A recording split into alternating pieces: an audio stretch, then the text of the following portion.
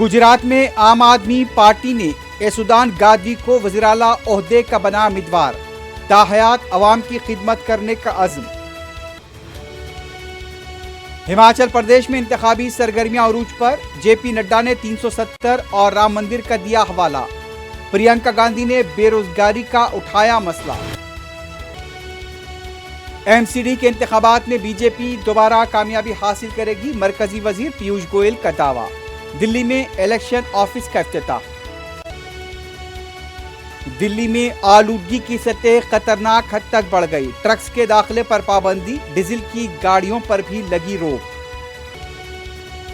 कश्मीर के अनंतनाग में गैर आबाई मजदूरों पर फायरिंग, 2 जख्मी, इलाके में तलाशी मुहिम में शिद्दत।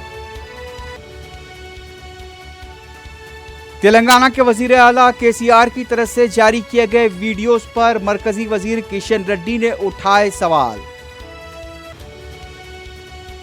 हैदराबाद नाला कुंटे में खौफनाक सड़क हादसा, डिवाइडर से टकराकर 2 नौजवान हलाक। शादनगर में भी लारी की जद में आकर एक शख्स की मौत। एटीएम मुंतकिल की जाने वाली रकम को लेकर फरार होने वाला गाड़ी का ड्राइवर चंद घंटों में गाड़ी के साथ हुआ गिरफ्तार।